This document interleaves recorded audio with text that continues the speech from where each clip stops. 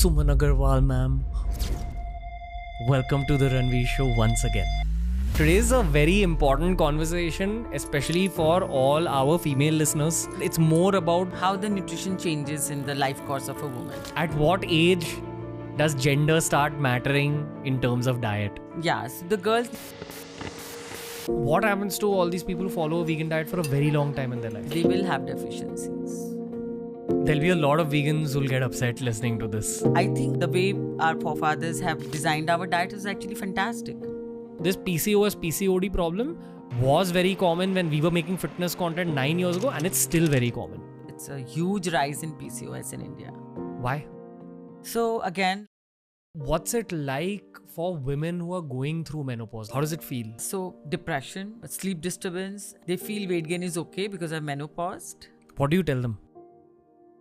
Sleep is a major issue in the teenagers I'm seeing nowadays.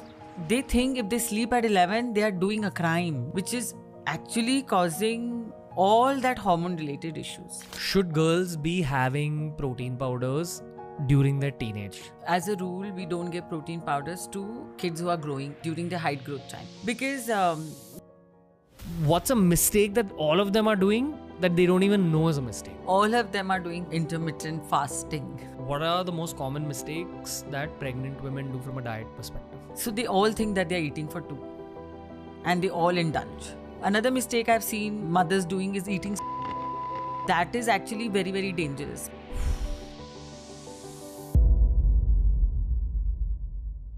This particular episode is especially for the ladies. Personally, I've come to realize through the journey of this show that the male biology and the female biology are fundamentally different and therefore have different dietary requirements. This episode is centered in biology and science. Suman Agarwal has created a blockbuster episode with us on our Hindi channel where we discussed the basics of weight loss. That episode has its own cult following. We decided to do this particular episode in English so that it reaches even the southern parts of our country where Hindi is not commonly spoken. This episode is very, very important. It should reach the northeast. It should reach every single part of our country where the English language is spoken. It's for the ladies. But if you're a man consuming this podcast, you will gain scientific knowledge about diets and nutrition from one of the country's top and most experienced nutritionists, Suman Agarwal. Her clientele includes Bollywood superstars, cricketers, politicians, and some of the stalwarts in the city called Mumbai. In this episode, we expanded a woman's life from the time of her birth right until her extreme old age and chalked out her dietary requirements. So this is a very detailed, free of cost diet plan for different phases of a woman's life. And you're getting it courtesy of one of the country's top nutritionists, Suman Agarwal, a diet special in TRS. Here we go.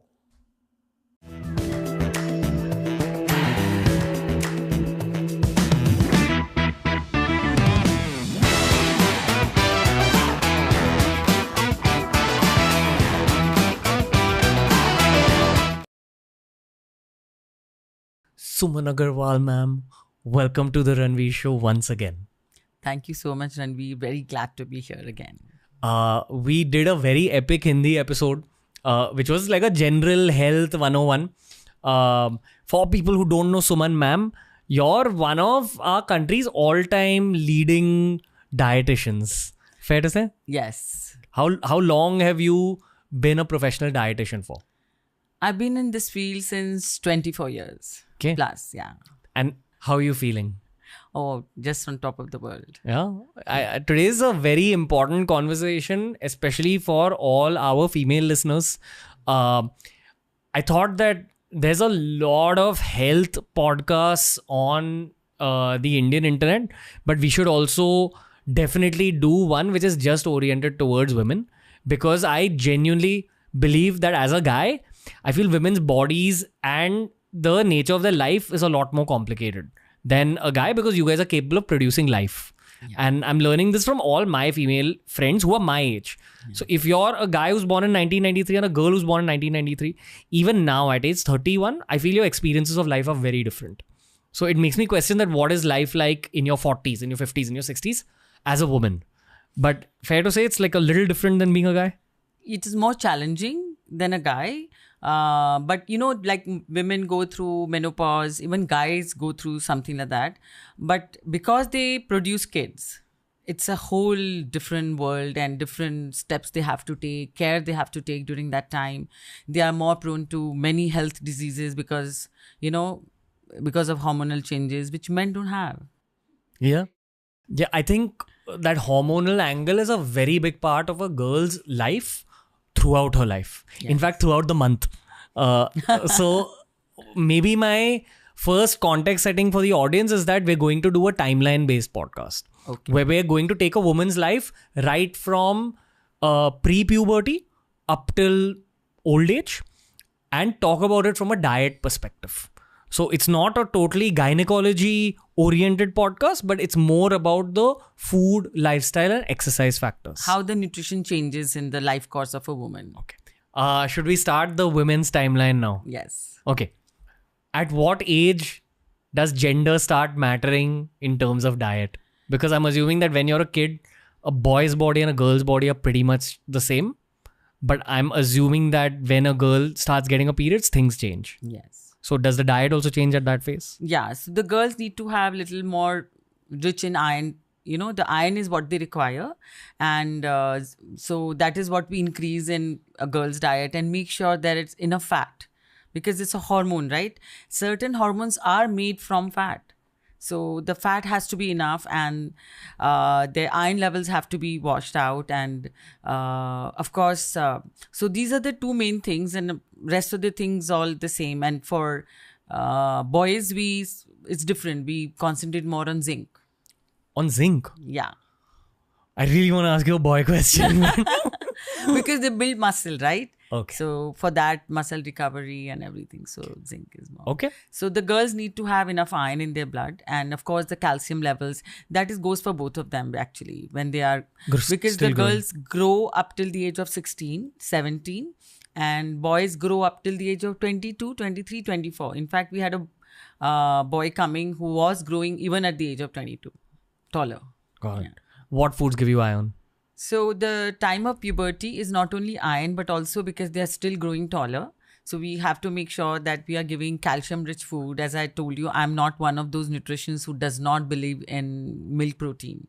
I totally believe in it because I suffered myself when I gave up milk for 3 years. So I believe that milk should be milk or dahi or paneer.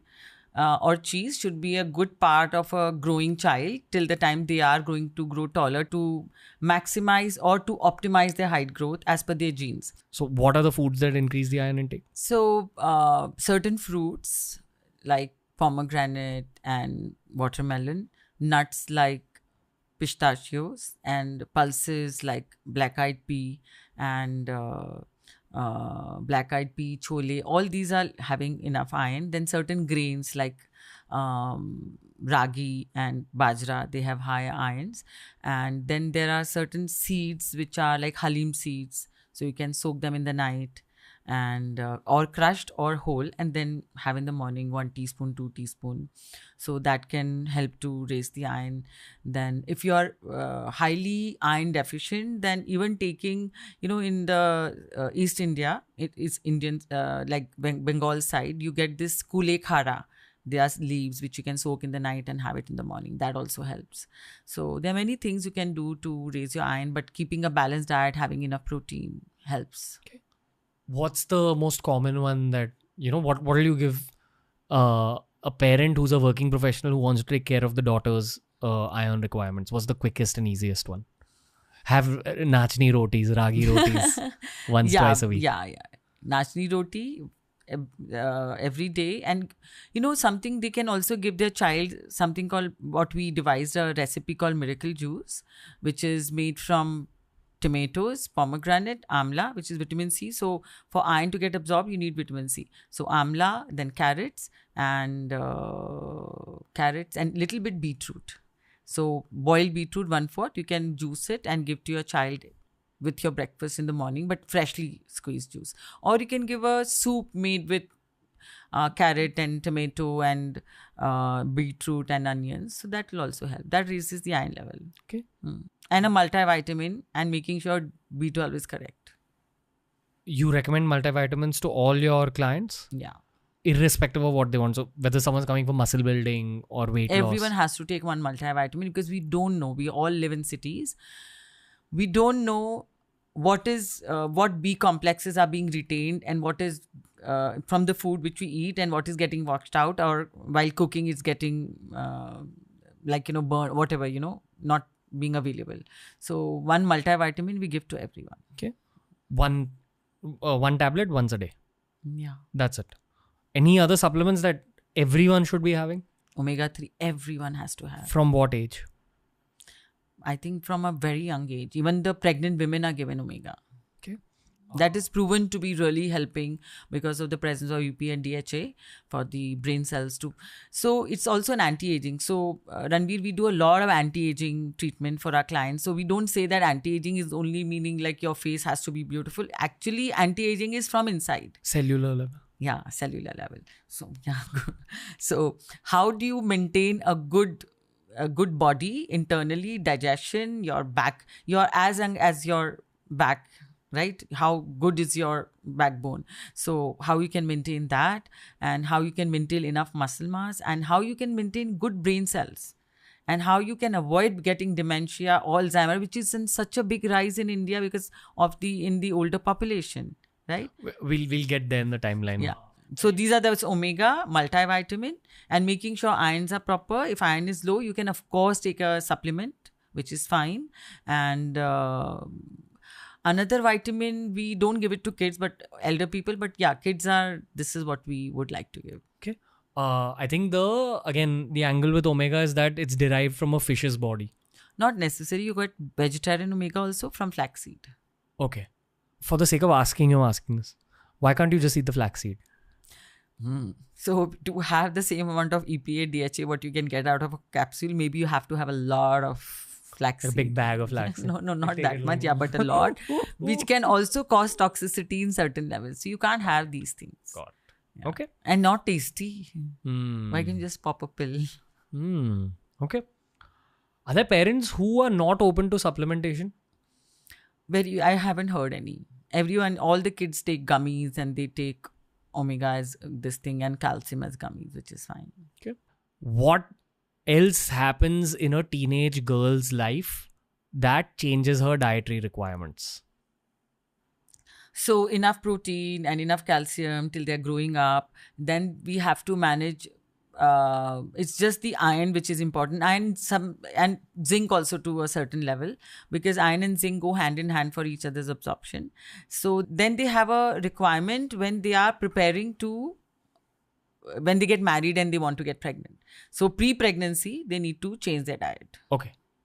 I have a question between the teenage and the pre-pregnancy, which is PCOS and PCOD. Yeah. Which is like a very common problem nowadays. Yeah. It's like... when we won't get too much into the gynecology aspect, this is just the diet aspect. Because any gynecologist that you speak to about PCOS or PCOD will usually say, first, let's approach it from a dietary perspective. I'm assuming that gynecologists send you a lot of patients for the sake of a diet. So this PCOS, PCOD problem was very common when we were making fitness content 9 years ago, and it's still very common. No, it's more common. It's becoming more with time. Yeah, it's a huge rise in PCOS in India. Why? So again, lifestyle, sedentary, there's too much pressure on studies, especially from the age of 15, 16. No proper guidance towards the physical health. And of course, hormones goes off, so PCOS is not one hormone. It's a collection of many hormones, or could be one or two out of the collection of many which goes off.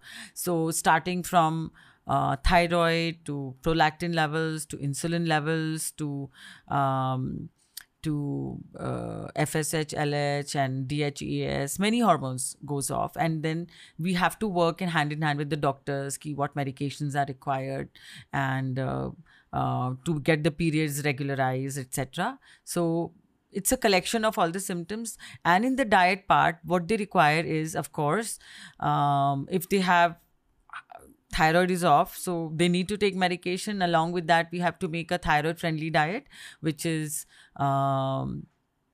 making sure that we give them enough selenium in their diets, which can come from like macadamia or some nuts, and making sure we avoid certain grains like bajra, and avoiding soya bean can help them to not, and any soya product for that matter. But if they're taking, Why avoiding bajra?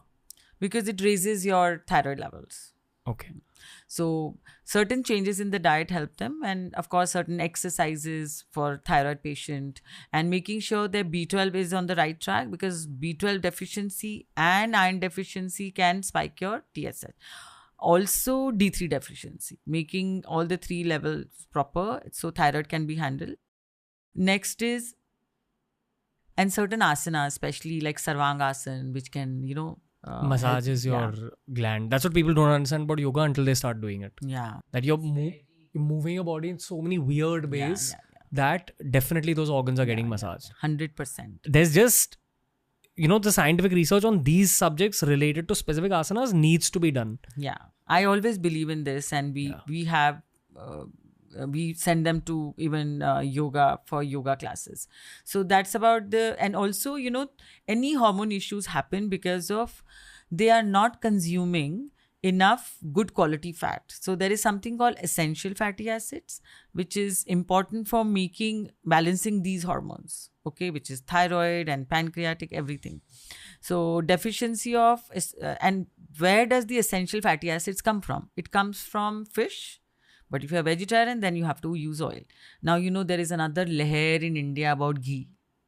Everyone is cooking food in ghee. I don't understand why. What will you get out of ghee? Of course, cholesterol. But how much cholesterol? What about essential fatty acid, which you'll only get from an oil?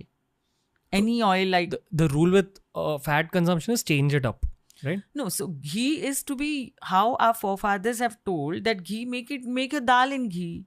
Put ghee on your chapati and maybe add it little bit to your rice. But the vegetables should be cooked in oil. Okay? Why are you not cooking your vegetables in oil? So deficiency of oil can also cause your hormones to go off. So that also we check for them. So that's about thyroid. What oil do you recommend to your clients? So I tell them I'm fine with peanut, I'm fine with sunflower, I'm fine with rice bran, I'm fine with any oil which is in Indian cooking, because we do cooking at a high temperature. So any of these oils are fine. Okay. And how much do you need to cook like one sabji for 4 people? No, depending what else you are eating with that, 3 to 4 teaspoons in a day is enough. So with every meal, 1 teaspoon of fat is more than enough. More than enough. Is it okay to do like in the morning, maybe I have 1 teaspoon of ghee to cook my eggs or whatever. Then the afternoon, 1 teaspoon of another oil. Then my third meal will be just little nuts, which I also count in this fat category. And the fourth meal will be another oil. So that's, instead of doing so much of complication, we tell everyone to cook their eggs in olive oil, because eggs don't require high temperature cooking. So you get your MUFA. MUFA is also important for you because it raises your good cholesterol. Then I tell them to use, if they want to like put little butter on their toast or little ghee on their chapatis, it's perfectly all right. This is how we are grown. So, but I tell them, because if you're having milk protein in dahi and paneer from, you're getting enough hidden fat, which is again ghee fat. So don't use ghee on making dal. So use oil for making vegetables and dal, like just use oil for that. And then, but you can use oil and dinner the same way. So you can use your peanut oil for 2-3 months, then sunflower oil for 2-3 months, then rice bran oil for 2-3 months. I'm fine with that. Got it. So over the year... Yeah, but use olive oil for eggs. But keep rotating. So if your bottle gets over, then you buy a bottle of another oil. Yeah. Got it. Would be a good choice to do. Okay. I want to expand this conversation on PCOS again. If someone comes up to you with PCOS and they sent to you by a gynecologist saying that you have to actually correct your diet, what are common mistakes you see in their diet before they come to you? And is the treatment the same in most cases, or is it different? So what mistakes I see that like back in the day, say 2005-6, those days the girls were extremely sedentary. They would not exercise, and that's why they were putting on weight, and they were taking junk food, so no balance of fat and too much of carbs and excess bad quality fat and sugars. But nowadays it's not that the girls are going towards that kind of food and they're not active. They're actually really doing a lot of exercise also at the same time. Even teenagers? Yeah. Everyone is quite pumped about exercise. They have a, Wow. yeah, I would say a good 50 to 60% are quite aware and they are managing the exercise. But the problem is that they don't have the balance of exercise also. So what we do for PCOS, the first and foremost, most important thing is weight loss. Okay.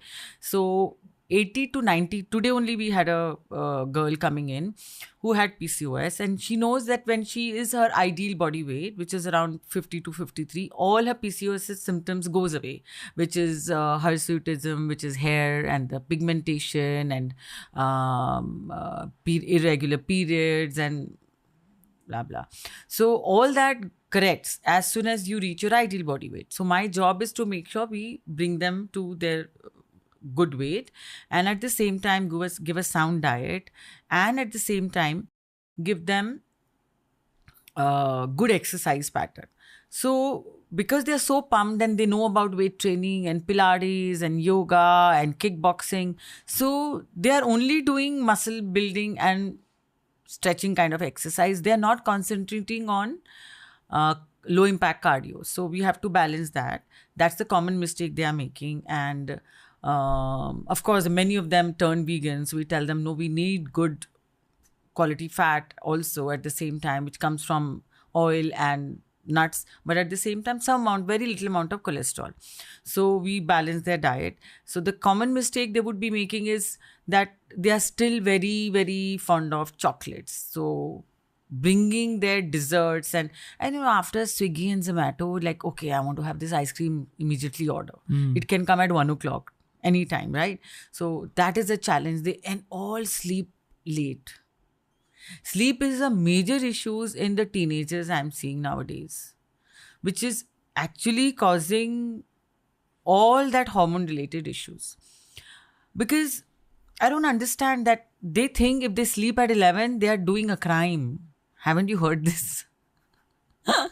I don't want to say anything. Yeah. So kids, their development is happening. They need their REM sleep. They need their deep sleep. How will the deep sleep happen if they're going to sleep only at 2, 3? Yeah. So if the deep sleep is not happened, that means their body is not rested. If the body is not rested, how the good hormones are going to be produced? How will the body repair itself? You tell me. So that is another common mistake I'm finding, the sleep deprivation. Because they're awake till so late, they also munch rubbish at night. So these are the common problems I'm seeing. So, but we have to really tell them that you need to get more responsible towards your life. You're no more like you need to be sleeping because you are a student. You need to study. You need to grow. You need to have a stronger body. It's not always all about academics. So all these are also, you're responsible for your own body also. Yeah, then it's a whole 360-degree approach towards one's health. So if someone comes up to you with PCOS, in most cases, it's a weight loss related issue. Yeah. So if they lose weight, the PCOS tends to correct itself usually. Yeah, usually. Okay. This is what I've heard a lot of gynecologists say also. But say if there is a case where the PCOS doesn't correct itself after weight loss, then they have to continue the medication, which could be hormone related medication. Do you have to add anything to your diet? Or it's more about removing things and just cleaning it up? No. So we do give vitamins, which is myoinositol and D-chiroinositol. And for prolactin, we also give L-carnitine, and we give B-long. It's another vitamin. So B deficiency. So we add certain vitamins, and suppose they are not sleeping on time, and anxiety is another issue which I find among the teenagers now because of the studies and the peer pressure and the body image. So we also tell them that take counseling if you want to, and we add magnesium so that they fall off to sleep. They have a good, long, deep sleep. All these are supplements. The supplements, we can't prescribe medication. So yeah, we handle with certain vitamins. And of course, I told you B12, D3, iron has to be in the good range. Okay. Basically try not eating dessert also. That's a key part of all this. Everything we spoke about weight loss. Yeah. So dessert is something which you can't tell them, listen, don't have dessert. They're not going to listen to me or you or their parents. So we tell them how to have desserts. Like today only 2 girls, they said they have to have something cold at night, otherwise they can't sleep. Cold? Something cold like an ice cream. Okay. Like a cold dessert, cold and sweet. Yeah, cold and sweet. So I gave them a very good hack. 100 ml of almond milk, 1/4 cup of frozen blueberries, and maybe half a banana, and maybe 1 to 2 dates depending on your sweetness, and around 6 to 8 pistachios, which is unsalted. Okay. And I because I work out, so I add a little bit of a protein powder in it. Okay. So there is natural sugar and good quality fat and good quality proteins and some berries so that you sleep well.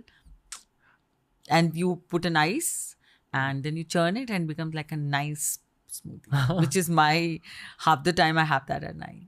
Should girls be having protein powders during their teenage? Lots of girls take up weight training in their 20s, and we'll talk about why later. But teenage girls who are active, who are going for dance classes or are playing sports or doing cardio, they've started running and all that. Should they be taking protein shakes? As a rule, we don't give protein powders to kids who are growing during the height growth time. Why?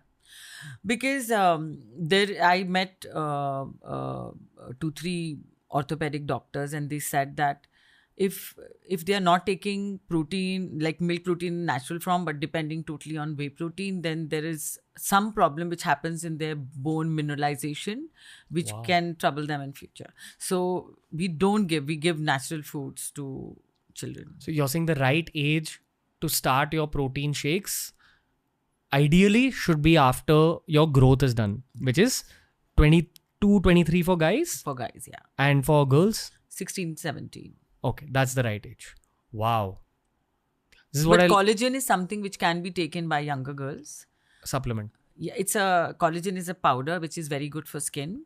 So around 18 years, they can start taking collagen. What does it do? So collagen is a form of a protein supplement, it's naturally occurring below our skin, but as we age, it depletes. So Japanese women have been taking it since 80% of Japanese women actually take this. So I have been taking collagen from, say, almost like 12-13 years, and I believe in this product. It's sort of a protein, but it doesn't have all the amino acids. It does lack on 1 or 2, so they cannot depend as their first class protein on collagen. It helps them with the high hair growth, so that is one thing, and also maintaining the collagen below the skin. And also, some people also have like old elderly generation, if they have knee pain, etc., we give them for cartilage building. So that is also, and in fact, it is also good for your nails. So it's a very good supplement, but taken in a limited quantity. They cannot take like how 130 grams of whey protein they take, or the vegan protein or pea protein. They can't take collagen that much. The maximum they should take, after checking with their doctor or nutritionist, around 7 to 8 grams. Got it. Okay. With girls in this age range, this is what I've noticed. A lot of people wake up to weight loss and fat loss in this age bracket. This is late teens. Mm-hmm. When your 12th standard is done. Mm-hmm. Like when senior college is starting. It's probably like it's an attraction-based thing for guys, at least. I don't know about girls. I think girls just do it for themselves. Guys only do it for the girls. Guys also do it for themselves. I've seen guys always idolizing themselves in front of the mirror. But it's from a perspective of impressing girls. Yeah, okay. Somewhere, on some level. For girls, I don't think that's the motivation. I think it's much more about... I think girls dress up and look good also for other girls first. And then they don't care about the guys. Anyway. My point is, people wake up to weight loss, fat loss in this phase. What's the most common mistake you see with people who are coming up to you for weight loss? What's a mistake that all of them are doing that they don't even know is a mistake? Yeah. All of them are doing intermittent fasting or becoming vegan. So many girls. Today only one girl. Yeah, I did intermittent. I lost this much weight, but now it's not going and I'm having headaches and I'm having... And also their metabolism goes down because of intermittent fasting. Because you're not eating for 16 hours. So you are sleeping not for 8 hours. You're sleeping for 8 hours. What about the other, 4 and 4 hours? Yeah. When you're awake and exercising without eating anything, what do you think your energy is coming from? It is from the muscles. How much of glycogen store you will have? Whatever you have, you'll deplete that and then you'll start hitting your muscle source, which is bringing your metabolism down. They do this as a hack to lose weight. Yeah. Okay. Because it seems like a simple hack. Simple thing, just eat from this month. And they don't even balance the nutrition. If they want to do intermittent, come to a nutritionist. We'll balance it for you at least. Do you ever give anyone an intermittent fasting style diet when they want a 16 and 8 split? Yeah, we give them, but we tell them these are the things we don't like, but I'm of course giving it to you, and we try to make sure that all the nutrition what we are supposed to give in 4 meals, we pack it in 3 meals. Got it. And we do it. It's not that we don't do it, but we tell them that this is what is going to happen. So your focus again is the macros as well as the micronutrients in those 3 meals. Nutraceuticals and everything. Yeah. And then you'll give it according to time, that 2 p.m. do this, 4 p.m. Yeah, 2 and 6 and 8. For them it's 2, 6, 8. Okay. So when people are coming up to you for weight loss and they have a habit of eating so much dessert and so much packaged food, cold drinks, etc., how do you retrain them? So we, of course, many young girls come having Diet Coke all the time. First of all, if you are in growth period, boy or girl, they cannot have Diet Coke because it has caffeine and it hampers the calcium absorption, and of course your growth is not going to be proper and it causes stomach distress. Okay, so we tell them replace it with at least our age old shikanji, nimbu pani. With if you want to have that sugary taste, have sugar and salt, no problem. It's the best drink to have and hydrates and got vitamin C and gives you energy and refreshing and no problem to your gut. There is a hack to the nimbu pani also, because you like the fizz. You make your nimbu pani and have 100 ml of nimbu pani and 100 ml of soda or like sparkling water. So it becomes little... How much sugar in that? So 100 ml will have 1.5 teaspoon is enough. And put little lime and salt and top it up with a sparkling water, and then your drink is ready. Put some ice, put some mint leaves. Amazing, refreshing drink. And when can you have it? You can have with your meal or before, like in between your meal when you're feeling thirsty, especially imagine about the heat wave which is going on all over the world. So that is one thing. Now dessert is something which is very tricky, because desserts, they are all addicted to chocolates, and chocolates is an addiction because it is cocoa, it is a form of caffeine. So that is a very hard addiction to get rid of. We tell them if you want to have a dessert, so go for your snack time is what you can eat, because around 4 or 5 o'clock you're still active till the night, so you burn it off. So instead of having your carb or whatever you're having at that time, if your evening snacks is protein based, so have some protein based dessert, and if your evening snacks is carb based, have some carb based chocolates or anything. Like I had this woman coming, she said, Suman, I can't do without chocolate, so you make my diet and I have to have chocolate a day, every day. So though packaged foods are really bad and I'm not very proud of saying, but I told her, okay, have 2 bourbons every day with her tea in the evening. And she's not touched desserts or anything. She said, that's my dessert of the day. And she's following the diet to the T and doing very well. Yeah. So what they like is, but a lot of people don't like biscuits. So instead of that, I would give them some chocolate oats or some dark chocolates at that time. Or, I make mishta. So I would give my mishta, promote my mishta at the same time. So for their snack time. Is dark chocolate significantly better than having milk chocolate? Yeah, because chocolate are having antioxidants and the concentration of fat and sugar and is much lower than milk chocolate. Yeah. So if you have to have chocolate, is it a better choice to switch to dark chocolate? Or they can have it with their just immediately after their meal. because then the sugar spikes won't be there because you've had a heavy meal. It's going to take 3 hours. So it has protein, so sugar spikes will be lesser. So, and also tell them that at least choose healthier desserts like dates.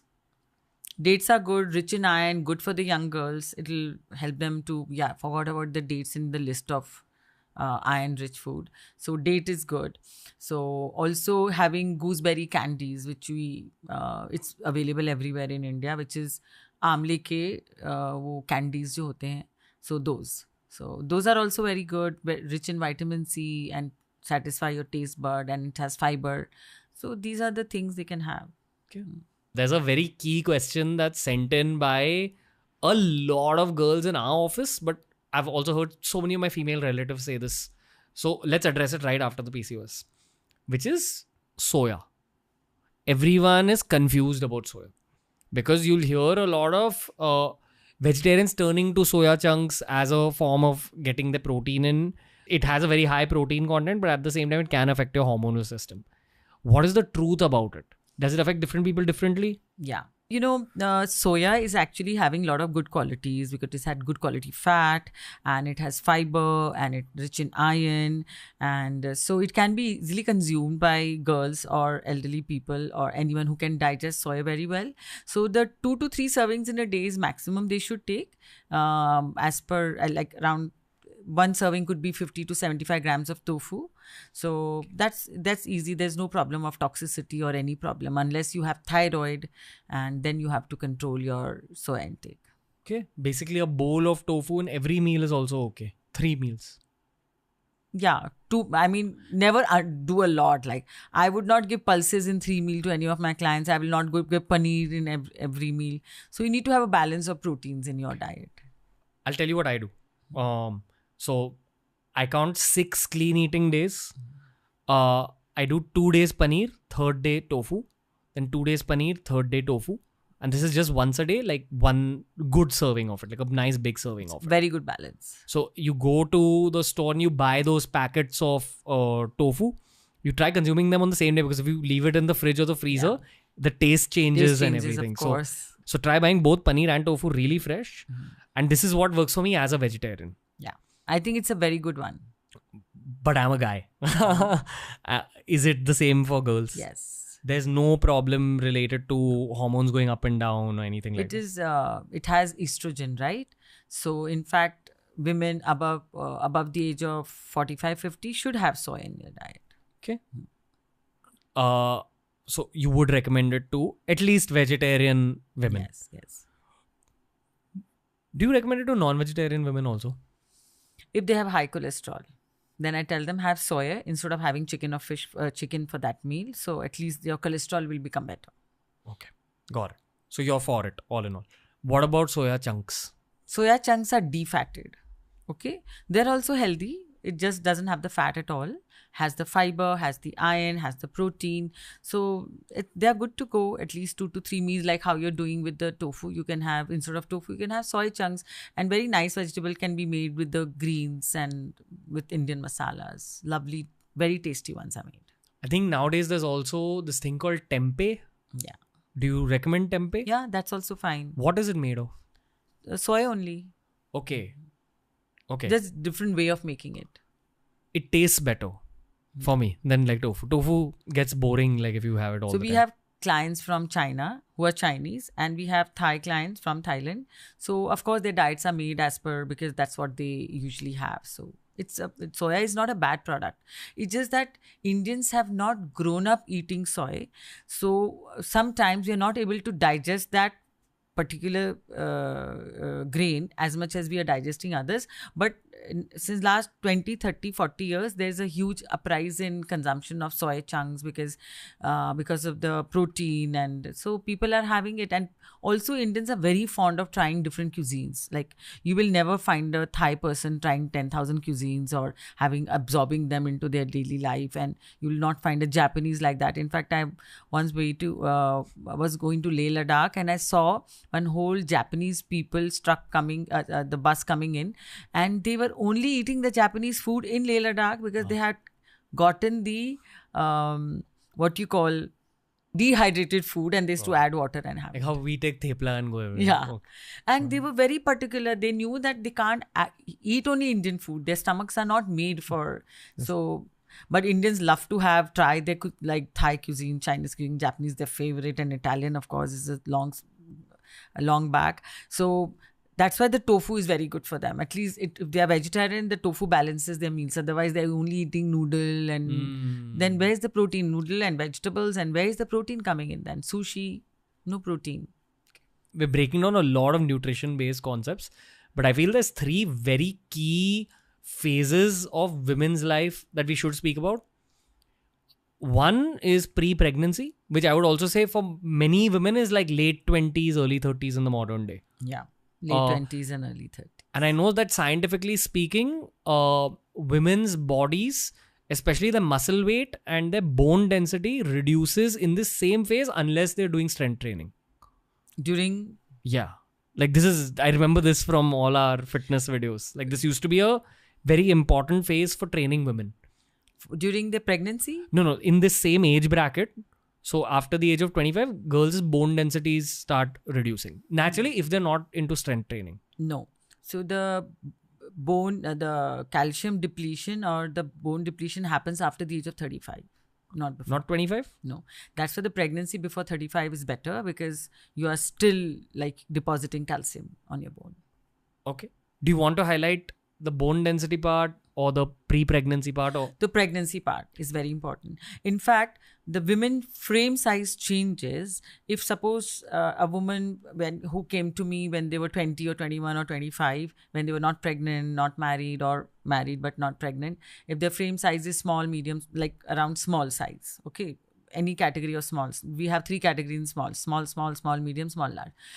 But after they get pregnant, because the diet becomes richer to support, the body itself deposit more calcium on their bone to make sure that they are able to go through the labor, which is a very difficult part of the whole pregnancy, the labor, right? The delivering a baby. So in fact, body prepares to deposit more calcium to the bone. So their frame size actually, after they deliver and after the lactation period, changes sometimes to medium. So if their ideal body weight, because we calculate everyone's ideal body weight depending on their size, skeletal size. There is a particular formula we use to understand what is their frame size.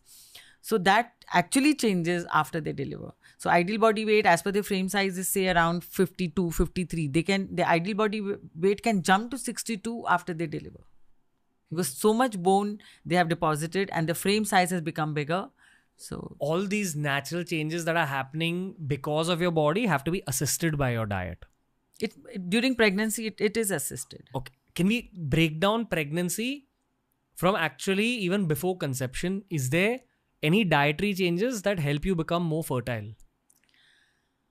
So there are certain, suppose if like today only we had one lady coming to us who wanted to start a diet plan because she wanted to get pregnant. So we introduced a vitamin called ubiquinol or coenzyme Q10 in a higher dosage to increase the fertility. Even for men and women. So that's what we do. And they also have to take folic acid tablets if they're planning the pregnancy in the natural way. And they have to make sure that they're not taking any vitamins which they're not supposed to take if they're planning a pregnancy. Just stick to basic omega and a multivitamin. Make sure their basic vitamins, iron, B12, D3 are in good range. And their diet is rich in protein and it's not devoid of calcium and basically the same thing. And for fertility, they need to make sure that their hormones are in check and their weights. So many times I find women not able to get pregnant because they are overweight. So as soon as they lose 5 to 10 kilos, without any treatment, they get pregnant. So many cases. It's the body's natural mechanism that your body is not ready to create another. So as soon as they lose weight, they are able to get pregnant. Wow. Okay. Can we talk about the 9-month phase? Yes. Is there different dietary requirements in the different phases of those 9 months? Yeah. So all the 3 has little bit different, but the macros are that their protein has to be 1/3 more. So around 15 grams extra protein I have to give them during pregnancy, the whole pregnancy, and 300 extra calories than what they were having earlier if their ideal body weight during pregnancy.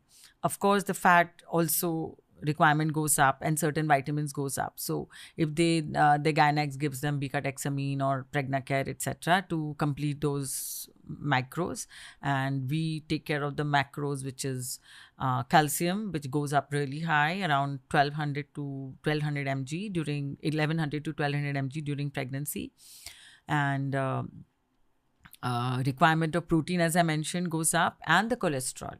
Again, coming back to cholesterol, because fetus brain develops on cholesterol. So Eggs and milk and dahi and paneer. So eggs are extremely healthy during this time. So and so the bone also need calcium, the mineralization and iron deficiencies largely seen in women. So we make sure that their iron-rich food is introduced in their diet. And so, yeah. So the basics that we already spoke about earlier on the podcast, just little more of it. Yeah. More calories, but through organic, fresh food. So you can't just have chocolate cake for those 300 calories. And what they are not supposed to have, which is actually very important, having green tea. Green tea has certain elements which decreases the absorption of folic acid, so that they should not have. Otherwise, they think they're doing a healthier choice by turning from regular tea to green tea. Then they should not have too much tea, coffee. Again, it hampers the absorption of calcium and iron. So, and both are extremely important during pregnancy. So caffeine should be really, really limited. Wow. Yeah. So goes for Red Bull or aerated drinks like. So it's very harmful. So any cheese which is made from unpasteurized milk, they should not have. Like? So soft cheeses, they should, blue cheese, etc. They should only have hard processed cheese.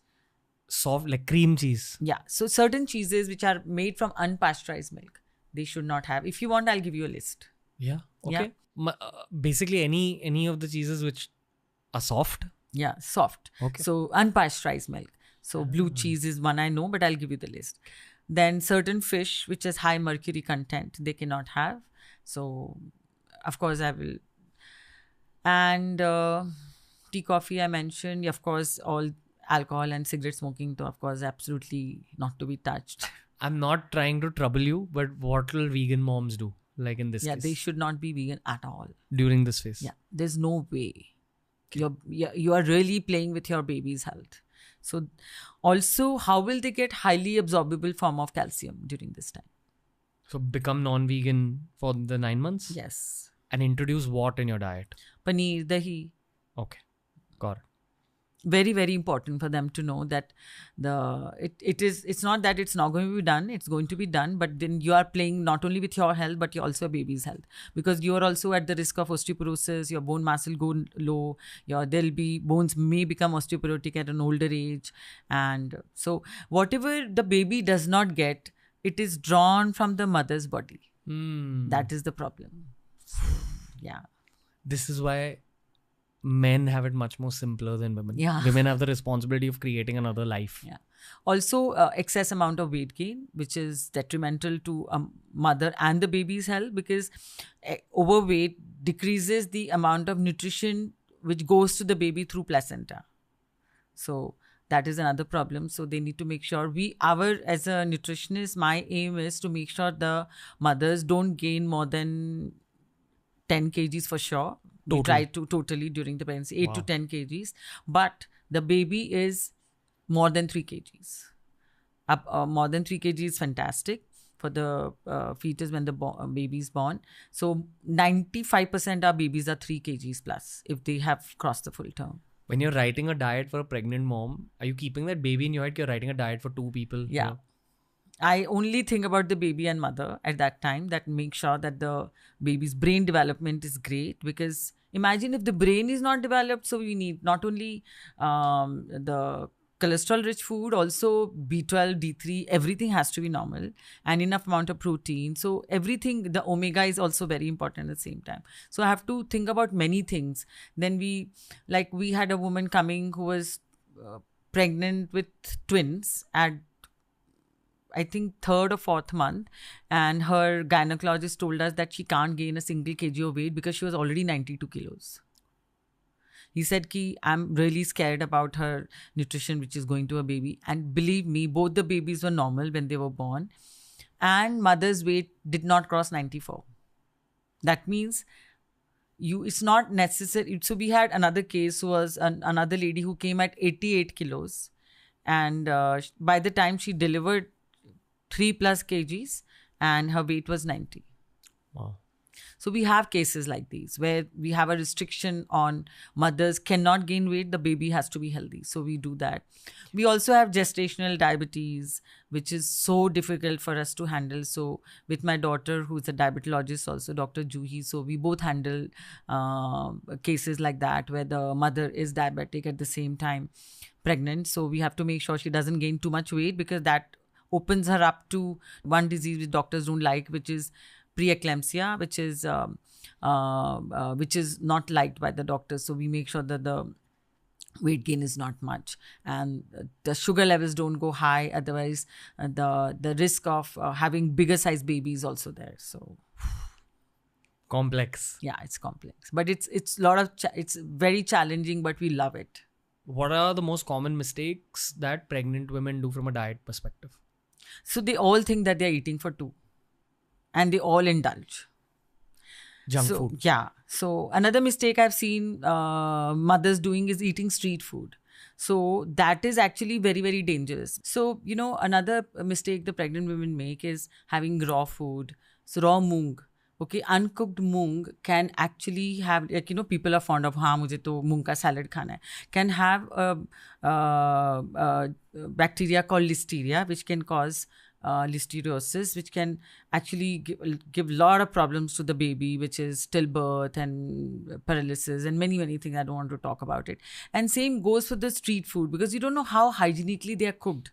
Yeah, so they need to be extremely careful about not having, they should only have freshly cut salad at home and not have uncooked moong or sprouts, and they should not venture out for street food. So eat ghar ka khana. Ghar ka khana. Restaurant ka khana hai, khao, but garam, hot food.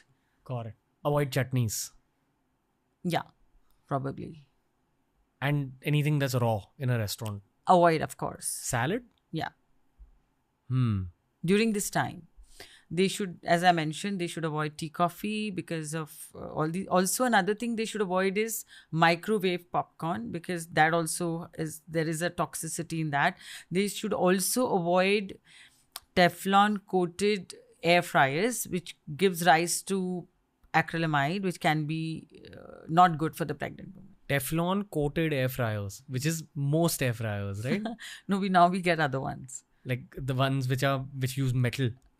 I think they use ceramic or something. I haven't come across, but my daughter has called for one. I'm going to check. Okay. So many tangents I can go into. No, it's like, just eat basic home, nicely well-cooked food and listen to your grandmother. Okay. Should we move on to the next phase? Yes. Postpartum. Yes. What happens, firstly, to a woman's body in that phase? Secondly, what changes in the diet requirements? Yeah. So, of course, postpartum, there are many things happen. There's total hormone changes, because whatever hormones were there during pregnancy changes completely. So there as something, postpartum depression, which can happen. And of course, the lactation time requires 550 extra calories for the mother in the food, in terms of food, and 25 grams extra protein during this time. So actually requirement of protein and calories go much higher during lactation time. Why? During the first 6 months. Because you're feeding the baby, right? The baby is growing only on the mother's milk. Is your body also repairing itself? Yeah. Body is repairing itself. So, there is aches and pains, and there is still, there is there is still blood flow. So they have to have, so what we do is we divide the whole 6 months into the first 40-50 days where they can't afford to have constipation. So we give ajwain, which is very, very good for them in nicely cooked way. way. Then Like ajwain with water. no. So there is a recipe which we make with gond, which is guar gum. So we use the not guar gum, sorry, gond is the gond. Okay, so gond is used because it produces a little bit of a heat and it's extremely good as a galactagogue. Galactagogue means the food which increases the milk production. So gond is given along with ajwain, but maybe little ghee and sugar. Ghee is good because it's got cholesterol, baby's brain development, and so this is given two times in a day along with a very rich breakfast, lunch, dinner. The calcium requirement is higher during lactation, around 1400 mg. So they have to make sure that they're having enough liquids in terms of milk at least 2 to 3 times during the day. And of course some dals, because dals are rich in carbs as well as protein. So the carbs are also important during this time, because otherwise how will baby become active? Because only so the quality of the mother's milk has to be extremely rich for the baby to have proper nutrition, because amount of carbs and all you're eating, your baby is going to be that active. So it's not like low carb diet or anything. It has to be a very well formed and good diet to nourish both mother and baby. I've spoken to some of my friends who've had kids. Post pregnancy, they become a little conscious about their bodies and conscious about the weight loss aspect. They want to go back to what their bodies were pre-pregnancy. But how do you plan this as a nutritionist? Yeah, so what we do is we of course remove the clutter. That means we tell them not to have aerated drinks, chocolates, desserts. Don't think because your calorific requirements are more, so you can have a dessert a day. So control that. Make sure you're eating your proteins at every meal, enough fiber, and but of course exercise. So if normal delivery, they can start exercising after, I think, 3 weeks or 4 weeks, and after cesarean after 6 weeks. So they need to do that, make sure their activity is enough. They need to do some stretches because they're sitting for a long time and feeding the baby, so their back might get caught. So that is also important. But exercising, eating healthy, and not having like old times. That there is where I little bit not favor our Marwadi culture, where they literally used to feed one whole 15 kg jar of ghee to the pregnant woman during the whole period. Wow. 15 kg. The lactation period. Yeah, that was, ek pipa. Pipa means, I think it is 15 kg. So utna ghee they used to feed. For the sake of the baby. For mother and the baby. So of course, so that much fat is not required. So the fat control and having enough fat in the milk itself, which is important for the baby, having eggs, the yolk fat is very good, chicken or fish is extremely healthy, or not having like excess fat in the food, and not desserts, of course. Same rules as before. There's not that much variation. Yeah, it's just that the whole protein structure goes up. 25 grams is a lot of protein. 1 extra serving of paneer. Nah, paneer, 1 extra serving is 6 grams. From one full bowl? No, that's a lot. One serving we count as 50 grams of paneer, which is just 6 grams of protein. How much do you get? Like when you buy, most people might buy those packaged. 200 grams. I mean, I don't know. It's like a package. Yeah, it'll be 20 to 25 grams. 25 grams. If it's a 200 gram packet. You're getting 25 grams of protein from that. So 1 extra slab of that in a day. I'm not addressing the non-vegetarian stuff here because it's actually easier to get the protein from non-veg. No. So how we design a diet for a lactating woman at that time would be giving them a glass of milk for breakfast. Then, before breakfast when they wake up, then during breakfast they can have eggs along with some carbs. Then mid-morning they can have a glass of coconut water, because the liquid consumption has to go high because they have to make milk. Then the lunch can be dal, roti, sabji and little dahi. Then evening snacks can be again something milk along with. So what we are fond of giving to every pregnant woman is, I can give you the recipe, is doodh dalia, which is wheat, which is broken wheat, which is roasted a bit and added water and then cooked, then added milk to be added to that, and with little sugar or jaggery, whatever they like, and some nuts. So that's a good one. Or otherwise they can have paneer toasty at that time, or milk with anything. Then evening before dinner they can have a bowl of soup. They can have, in the soup they can have either spinach soup or the miracle soup, as I mentioned. Any kind of soup at that time is great. And then dinner is again with some kind of a protein. It can be paneer, it can be tofu, it can be dahi, or it can be chicken or fish along with some carbs and vegetables. Got it. Wow. And the fruits can come as fillers and whenever they want to have. Seeing a lot of ladies write down all this, sitting with a notepad and writing all this down. Okay. So galactagogues here are gond, which can be had as the evening snack, or it can be had in between the meals, or it can be had after the lunch as a small laddu. So that is one galactagogue. Methi is a galactagogue. There is methi bhaji also, which you make it with the methi seeds, and methi is a galactagogue. Then you get satavari tablets, which they can have with the milk, so that increases their milk production. Got it. And even the garlic is a galactagogue, so to be added to dals or even to the eggs. So all these are the rules for postpartum while breastfeeding is on. Yes.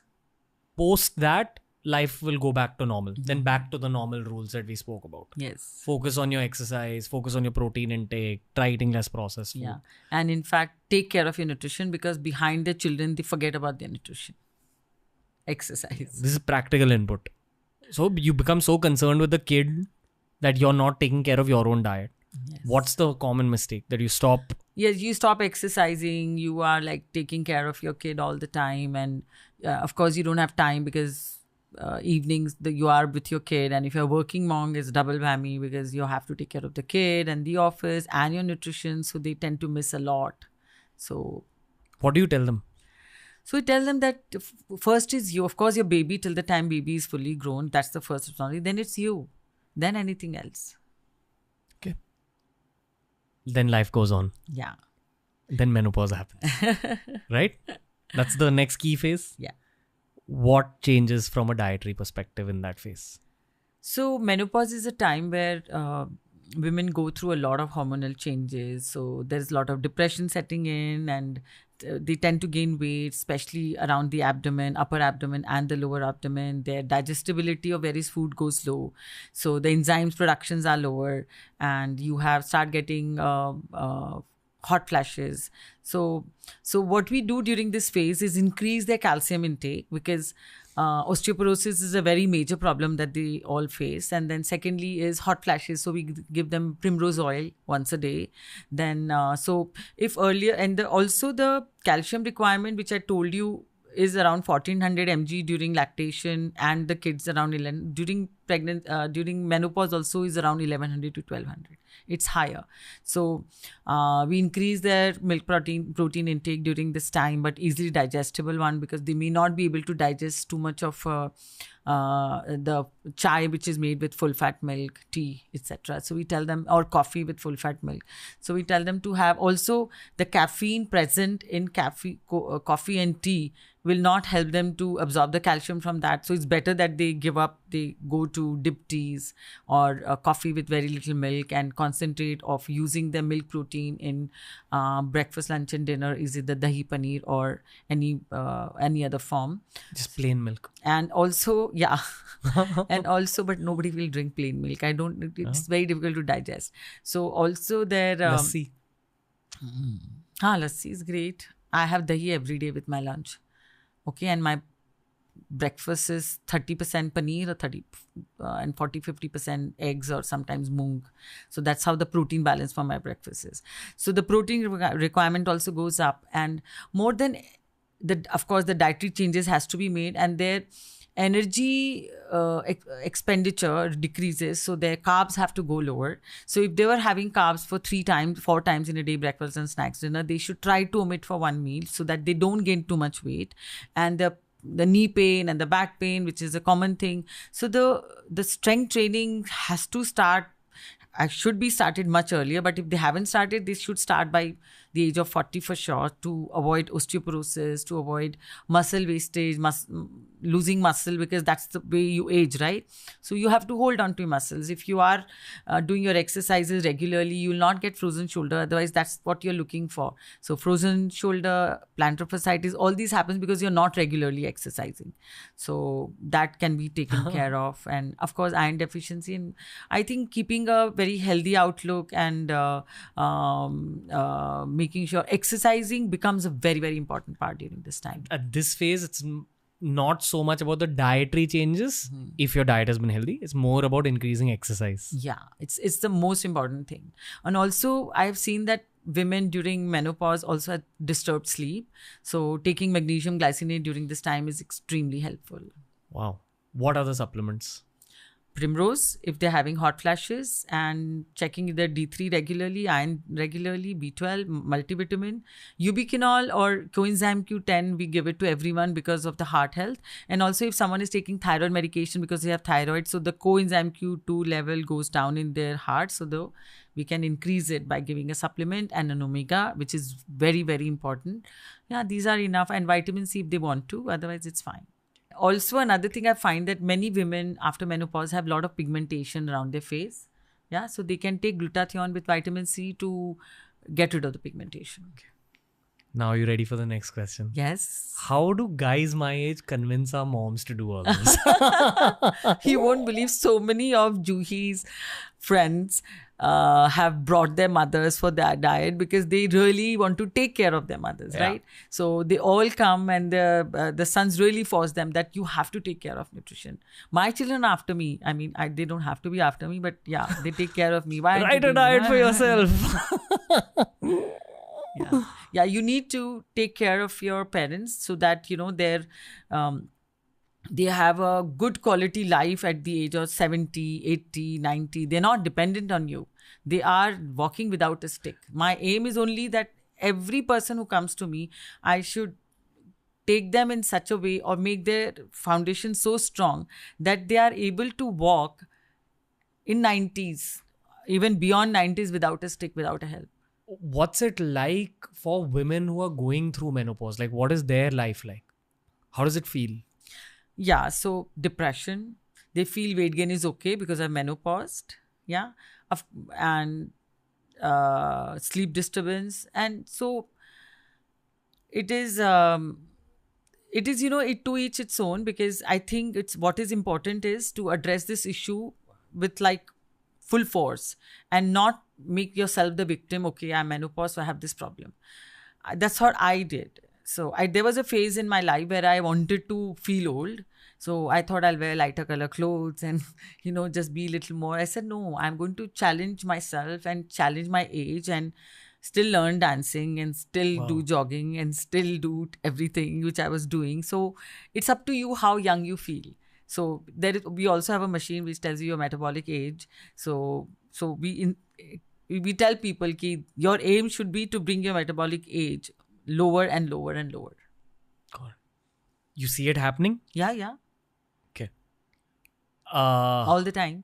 My metabolic age. I'm saying, do you see women in their 50s, 60s, 70s starting to take care of their nutrition and exercise aspects of their life again? The women at my age are extremely aware of this, and they all want to take care. In fact, because the kids are all married and staying in some other houses, they have more time, so they all want to take care. So many women between the age of 45 and 70 are coming to us.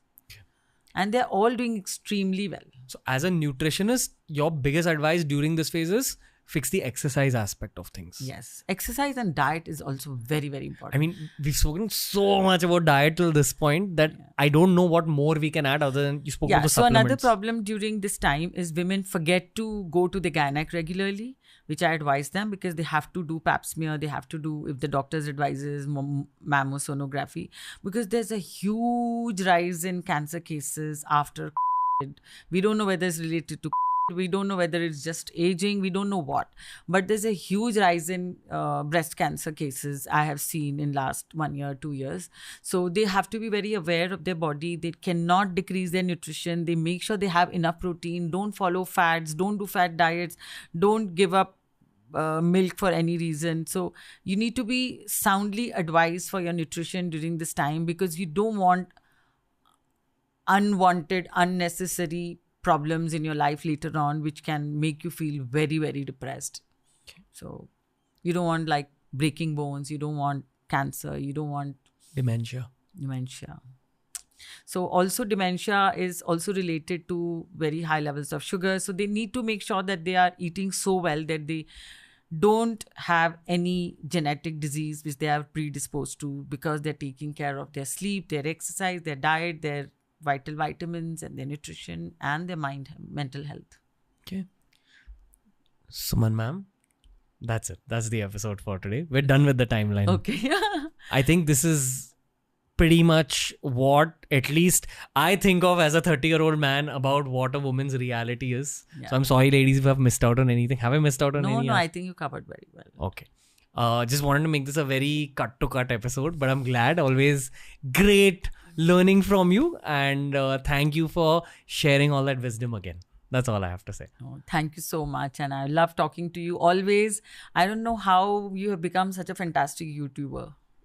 I really enjoy people, and I've realized after a point in this whole YouTubing journey, you realize that, okay, now there's no personal career goals left, so might as well make your whole career about like helping people. Yeah. Because there is karma attached to work. I'm learning a lot and I'm getting inspired.